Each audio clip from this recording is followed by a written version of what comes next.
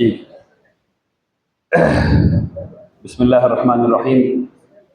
वक्फे से पहले हम लोग वक्फ एक्ट 1995 के सिलसिले में बातचीत करना चाहते थे कि वक्फ एक्ट 1995 जो अभी लागू है, जो जिसमें तरमीमात की गई थी 2013 में, बहुत मशहूर तरमीमात हैं उसकी, जिस पे वालिद साहब रहमतुल्लाह अलैह ने बहुत काम किया था। आप सब लोग उसके मुताल्लिक़ तमाम बातें पता हैं। उसमें एक बात जो मैं आपके सामने कहना चाहता हूँ वो ये है कि 2013 में भी जेपीसी बनी थी वक्फ के लिए, और उसने 18 सूबों का दौरा किया था, जबकि उसके पास सवालात ढूंढने वाले सवालात बहुत थोड़े थे, 2 या 3 थे, और इस दफ़ा 44 दफ़ा थे। तो उसने जो पाया था उसमें वो ये पाया था कि सबसे बड़ी इंक्रोचर वक्फ जायदाद की हुकूमतें थी, चाहे वो स्टेट की हों चाहे वो सेंटर की हों। ये बात मौजूद है, रिकॉर्ड में मौजूद है, इस बात को याद रखिएगा। अब वक्फ एक्ट जो 1995 का बना, वक्फ एक्ट 1995 में पहली दफ़ा नहीं बना। वक्फ एक्ट 1864 में बन गया था पहला, अंग्रेज़ों के ज़माने में।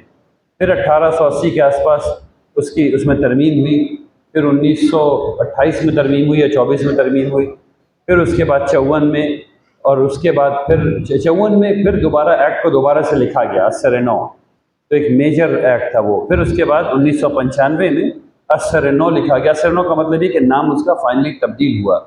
मसलन 1995 हम लोग कह रहे हैं, लेकिन इसमें 2013 की तरमीमात शामिल हैं। लेकिन चूँकि वो तरमीमात थी सिर्फ, इसलिए इसको वक्फ एक्ट 2013 नहीं कहा गया, ये 1995 में तरमीम कर दी गई। ठीक है ना। तो अभी जो वक्फ एक्ट 1995 है उसमें 2013 की तरमीमात शामिल हैं। इस एक्ट का मकसद क्या था? इस एक्ट का वाहिद मकसद, या जो सबसे बड़ा और आला मकसद था, वो था वक्फ की जायदाद को बचाना, उसका तहफ़्फ़ुज़, और उसका तहफ़्फ़ुज़ रजिस्ट्रेशन के ज़रिए, यानी तमाम जायदाद रजिस्टर हो जाएं ताकि सबको पता हो जाए कि वक्फ की जायदाद है, ताकि उसको ना बेचा जा सके, ना ख़रीदा जा सके, ना इसमें कोई गड़बड़ कर सके। असल बात ये थी। फ़िक्र यहाँ पर है, फ़िक्री सतह पर वो यहाँ पर है, और इसको करने के लिए उसको वक्फ बोर्ड बनाना पड़ेगा, तो वक्फ काउंसिल और वक्फ बोर्ड बनाना पड़ेगा। तो वक्फ काउंसिल बनी सेंटर में, जो तमाम वक्फ बोर्ड को सुपरवाइज़ करेगी। वक्फ काउंसिल बनी सेंटर में, जो तमाम वक्फ बोर्ड को सुपरवाइज़ करेगी। और फिर वक्फ बोर्ड बनाए गए। और फिर वक्फ एक्ट का मकसद ये था कि एक लीगल सिस्टम तैयार किया जाए, जिससे कि औकाफ की जायदाद का रजिस्ट्रेशन, उसका सर्वे, उसका रजिस्ट्रेशन, उसमें जो तनाज़ुआत हैं उसको हल करने की बात, और अगर वो हल नहीं हो रहा है तो उसके लिए कोर्ट सिस्टम में कैसे काम होगा, ये जो लीगल जो इदारे अमल होता है, लीगल फ्रेमवर्क, वो तैयार कर देना। ये वक्फ एक्ट 1995 के अहदाफ थे या हैं। अब ये देखिए कि उस एक्ट के तहत जो वक्फ बोर्ड बना, वक्फ बोर्ड के क्या अहदाफ हैं, चंद आपके सामने रख देता हूँ। वक्फ बोर्ड का सबसे पहला हदफ ये है कि वो वाक़िफ़ की मंशा को बर्रुए कार ला सके, वाक़िफ़ की मंशा को हासिल करके दिखाए। वक्फ बोर्ड का काम है, अगर मुतवल्ली नहीं है तो मुतवल्ली को अपॉइंट करे। हम लोगों को ये बताया गया नफ़रती मीडिया के ज़रिए या नफ़रती लोगों के ज़रिए कि वक्फ बोर्ड के पास बहुत ज़मीन है, वक्फ बोर्ड के पास इतनी ज़मीन है, सिफर, ज़ीरो। वक्फ बोर्ड के पास एक भी ज़मीन नहीं। वक्फ बोर्ड ज़्यादा से ज़्यादा किसी भी ज़मीन पर, किसी भी जायदाद पर 3 साल तक मुतवल्ली रह सकता है। और मुतवल्ली होने का मतलब ये नहीं कि वक्फ की जायदाद बेच दी जाए, नहीं, ऐसा नहीं। तो वक्फ बोर्ड किसी ज़मीन, वक्फ बोर्ड की कोई अपनी ज़मीन नहीं, इसको समझना चाहिए। वक्फ बोर्ड केयर टेकर है, केयर टेकर्स का। बहुत सारे मुतवल्ली लोगों की ज़िंदगी को आसान बनाने के लिए वक्फ बोर्ड बनाया गया था कि तमाम का रजिस्ट्रेशन हो जाए, तमाम लोग, ये देखा जाए कि वो खुरबुर तो नहीं हो रहा है, कोई मुतवल्ली पैसे में ख़राबी तो पैदा नहीं कर रहा है। लेकिन हुआ क्या? हुआ ये कि जो पॉलिटिकल अपॉइंटमेंट्स हैं, यानी जो सीएम आता है वही वक्फ बोर्ड के चेयरमैन को तय कर देता है, वही सेक्रेटरी को तय कर देता है। उसके बाद ये लोग जो गुन गाते हैं वो उसी के गुन गाते हैं, पूरे हिंदुस्तान में ही होता है। तो ये वाला जो सिस्टम है ये नहीं चलने वाला सिस्टम है। जो असल में मुसलमानों को डिमांड करना चाहिए, जो असल में मुसलमानों को मांगना चाहिए, वो ये मांगना चाहिए कि जो पॉलिटिकल अपॉइंटमेंट्स है उसका सिलसिला बंद किया जाए। मुसलमान खुद तय करेंगे कि उनको कौन सा आदमी चेयरमैन चाहिए। मुसलमान खुद तय कर लेंगे कि कौन सा सेक्रेटरी चाहिए, कैसे काम होना चाहिए, जिस तरह गुरुद्वारा करती है। जो सिख वक्फ एक्ट है, जो सिख का एंडाउमेंट एक्ट है, उसमें ये तमाम काम गुरुद्वारा करती, हुकूमतें नहीं करती। ठीक है ना। तो अब दूसरा काम देखिए वक्फ बोर्ड का। वक्फ बोर्ड का काम है कि वक्फ की जायदाद को रजिस्टर कराएं, वक्फ की जायदाद को रजिस्टर कराएं, और अगर कोई मुतवल्ली रजिस्टर नहीं कर रहा है तो उस पर फ़ाइन लगाया जाए। उसके पास ये अख्तियार भी है कि वो फ़ाइन लगाए और फ़ाइन निकलवाए और फिर उस वहाँ पे यानी उसको वक्फ में जायदाद में रजिस्टर करवाए। इसके साथ उसकी जिम्मेदारी ये भी है कि वो हर साल ऑडिट रिपोर्ट वगैरह चेक करे कि जो जो जो आमदनी आ रही है, जो खर्च हो रहा है, वो सब माकूल है, वो ख़राब नहीं है, वो गलत नहीं है। ये सब इख्तियारात या मनसब के एतबार से काम जो है वो वक्फ बोर्ड के हाथ में दिया गया है, ताकि वो इस एक्ट के रूल से कि वक्फ बोर्ड करेगा। वक्फ की प्रॉपर्टी को वक्फ बोर्ड में रजिस्टर होना है, ऐसा ऐसा वक्फ एक्ट 1995 कहता है। और रजिस्ट्री कराने के लिए आपको मुख्तलिफ किस्म रजिस्ट्री, मतलब ज़मीन की रजिस्ट्री नहीं, वक्फ की जायदाद की वक्फ में रजिस्ट्री कराने के लिए वक्फ की जायदाद की एक रजिस्टर है, उसमें लिखा जाता है कि ये जायदाद वक्फ की है, उसका रकबा ऐसा है, उसके मुतवल्ली ये हैं, उसकी मंशा ये है, वगैरह वगैरह, पूरा एक रिकॉर्ड है जो रखा जाता है। उस रिकॉर्ड में एंट्री कराना कि मेरी ये वाली जो मैं मुतवल्ली हूँ और ये वाली जायदाद वक्फ की है, ये ज़रूरी है, ये लाजमी है वक्फ एक्ट 1995 के मुताबिक। और इसको रजिस्टर कराने के लिए आपको कई किस्म के कागजात चाहिए होते हैं। लेकिन अभी वक्फ एक्ट में 1995 में ये बात भी मौजूद है कि अगर ये वाला कागज़ नहीं हो तो ये दे दो, ये वाला कागज़ नहीं तो ये दो, ये वाला कागज़ नहीं तो ये दो। यानी कि अभी का जो एक्ट है वो ये कहता है कि अच्छा भाई, सब लोगों के पास सब चीज़ नहीं होगी, तो क्या क्या चीज़ें हैं जो ये साबित कर रहे हैं कि वो वक्फ की जायदाद है। अगर वो साबित हो जाएगा तो वक्फ में रजिस्टर हो जाएगा। अब एक बात ये कही गई कि वक्फ की जायदाद, वक्फ बोर्ड जो है वो इतना ताकतवर है कि जहां उंगली रख देता है वो जायदाद वक्फ की हो जाती है। सब लोगों ने इस बात को सुन लिया, सब लोग इस बात को जानते हैं कि ऐसी बात कही गई, और नफरत फैलाने वाले खूब इस बात को लेकर के नाच रहे हैं।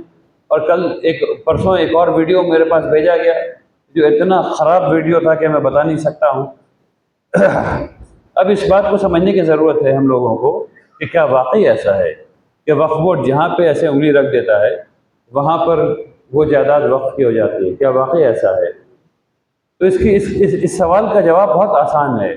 वो ये है कि, और जो मैं तफरीहन लोगों को समझाने के लिए देता हूँ, कि मैं गया राजभवन और मैंने वहाँ पे राजभवन पे ऐसे उंगली रखी और कहा कि वक्फ हो जा, वक्फ हो जा, वक्फ हो जा। 3 दफ़ा कहा, वक्फ नहीं हुआ।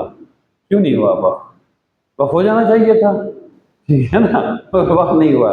हम भी सोच रहे थे कि बड़े बड़े कमरे में रहेंगे, बहुत बड़ा बड़ा कमरा है राजभवन का, लेकिन हुआ नहीं वक्फ। बस ये दलील काफ़ी है समझाने के लिए।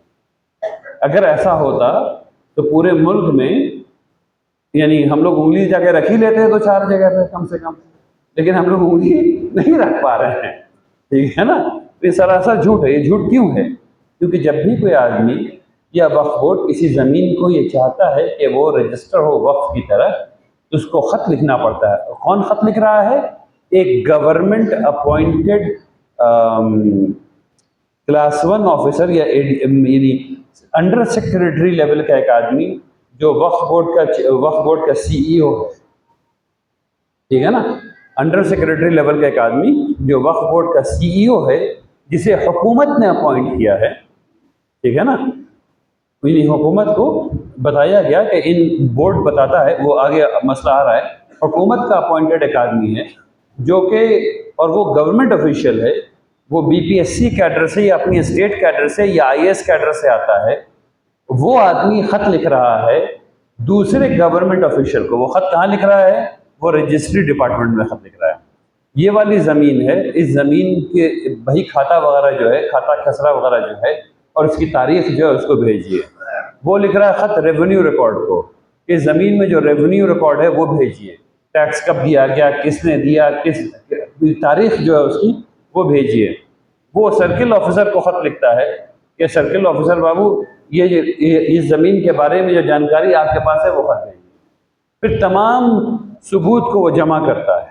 तमाम सबूत को जमा करने के बाद, और वहाँ भी वकील हजरात बैठे हुए हैं जो ज़मीन के जो हुकूमत के अपॉइंटेड हैं, और पूरा वक्फ बोर्ड मिल करके फिर ये उस सबूत को देखता है, जांचता है, परखता है, और उसके बाद ये बात समझ में आती है कि ये वाकई वक्फ की जायदाद है, तब उसको रजिस्टर करता है वक्फ के रजिस्टर में।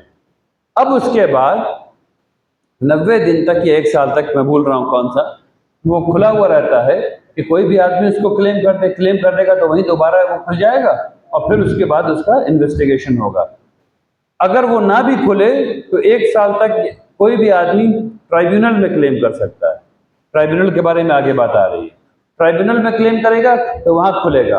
अब वहाँ वक्फ बोर्ड मुकदमा जीत गया तो भी वो बात मुकम्मल नहीं होगी, वो आदमी रिव्यू पिटिशन लेके जाएगा हाई कोर्ट में।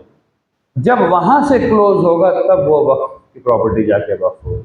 तो जो ऐसे उंगली रखने वाला था वो ऐसे नहीं, वो ऐसे ऐसे ऐसे ऐसे ऐसे ऐसे ऐसे घूम करके तब उंगली रखाती है जब बात साबित हो जाए।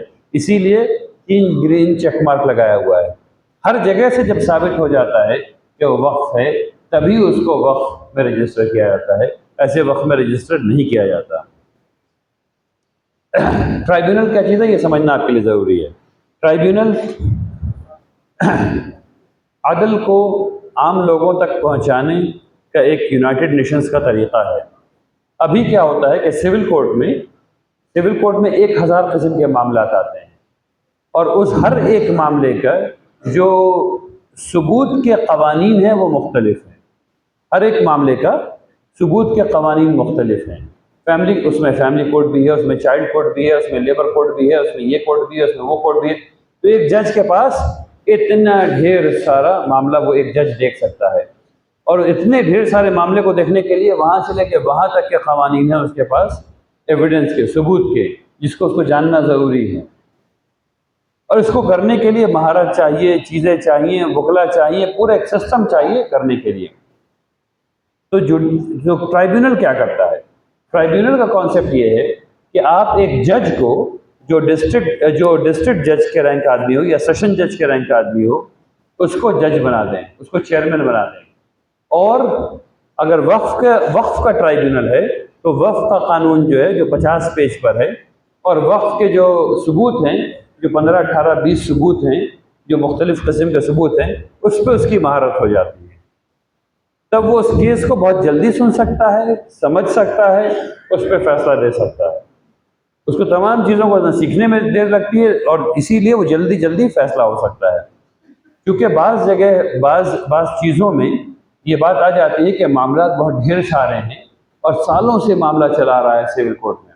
मसलन अभी एक मसला है जो कि अभी चल ही रहा है, जिसमें एक साहब ने, जिनको हुकूमत ने ये कह दिया था 1950 में कि वो पाकिस्तान चले गए जबकि वो यहीं थे, उनकी 108 बीघा ज़मीन पे कॉलेज वॉलेज सब बना दिया, और सब कुछ बनने के बाद वो बेचारा केस लड़ता रहा, केस जीतता रहा, वो साबित करता रहा कि वो यही है, वो पाकिस्तान नहीं गया, उसकी ज़मीन है, हुकूमत ने भी लिख के दे दिया कि उसी की ज़मीन है। फिर उसका इंतकाल हो गया, फिर बेटे ने अपनी ही ज़मीन में से 8 बीघा ज़मीन खरीद ली, और फिर अब बेटे ने फाइनली, और सब कोर्ट ये कहते रहे कि हाँ इसी की ज़मीन है वापस करो, इसी की ज़मीन है वापस करो। अब फाइनली वो सुप्रीम कोर्ट पहुँचे हैं, बेटे साहब के हुकूमत से, सुप्रीम कोर्ट से कह रहे हैं कि आपने पिछला फैसला जो दिया था कि वापस करो, वो वापस तो हो नहीं रहा है। अब सिर्फ 1061 करोड़ रुपये मुझे दिलवा दीजिए इस ज़मीन का किराया जो इतने साल का था, ये ज़मीन की कीमत, और फैसला आज तक नहीं हुआ है। तो ऐसे वाले फैसले को निपटाने के लिए ट्राइब्यूनल कोर्ट बनाई जाती है, जहाँ 70 साल से 80 साल से 100 साल से मुकदमा चल रहा है। अरे भाई फैसला भी कर दो। वाकिफ़ की मंशा थी चिड़िया को खाना खिलाया जाए, सारी चिड़िया मर गई, खाना भी नहीं खिलाया जा रहा है, ठीक है ना। तुम लोग इंसानों के झगड़े, तो वह ट्राइब्यूनल इसलिए बनाया जाता है। अभी जो ट्राइब्यूनल बनाया जाता है वक्फ का, उसमें सेशन जज या डिस्ट्रिक्ट जज के लेवल के आदमी होते हैं, एक आदमी एडिशनल डिस्ट्रिक्ट मजिस्ट्रेट रैंक का एक होता है जो मेंबर होता है, और एक आदमी ऐसा होता है जिसने वक्फ के इस्लामी क़वानीन को पढ़ा है, यानी कि आलिम होता है अभी के ट्राइब्यूनल में। और ट्राइब्यूनल के बारे में जो जानना ज़रूरी है आप लोगों को वो ये कि ये बात आप लोग पीछे बैठे हैं, यहाँ कुर्सियाँ खाली हैं, पीछे जो लोग बैठे हैं खड़े हैं, यहाँ कुर्सियाँ खाली हैं, यहाँ आ जाइए, इन कुर्सियों पर बैठ जाइए। तो वक्फ के बारे में, ट्राइब्यूनल के बारे में एक बात नफरत फैलाने वालों ने खूब फैलाई कि सिर्फ मुसलमानों के लिए ट्राइब्यूनल क्यों।